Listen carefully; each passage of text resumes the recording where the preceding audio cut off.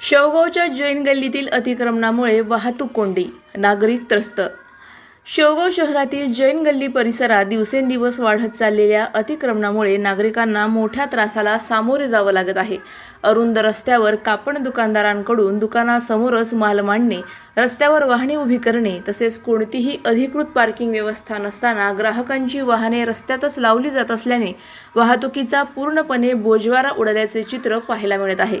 शहरातील प्रमुख व्यापारी भाग म्हणून ओळखल्या जाणाऱ्या जैन गल्लीमध्ये दिवसभर नागरिकांची मोठी वर्दळ असते।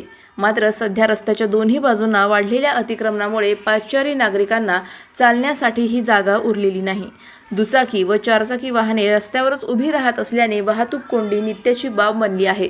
विशेषतः शाळकरी विद्यार्थी, महिला, ज्येष्ठ नागरिक तसेच रुग्णवाहिकांनाही या भागातून मार्ग काढताना मोठी कसरत करावी लागत असल्याचे नागरिकांचे म्हणणे आहे।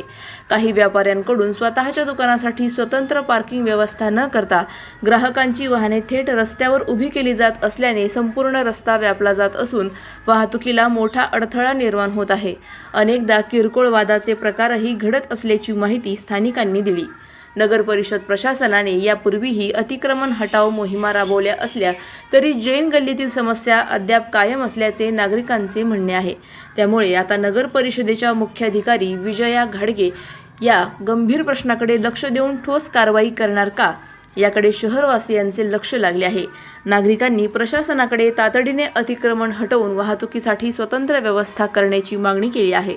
तसेच व्यापाऱ्यांनीही सामाजिक जबाबदारी ओळखून स्वतःची पार्किंग व्यवस्था करावी, रस्त्यावर वाहने उभी करण्यास आळा घालावा आणि शहराच्या वाहतुकीला सहकार्य करावे अशी अपेक्षा व्यक्त होत आहे।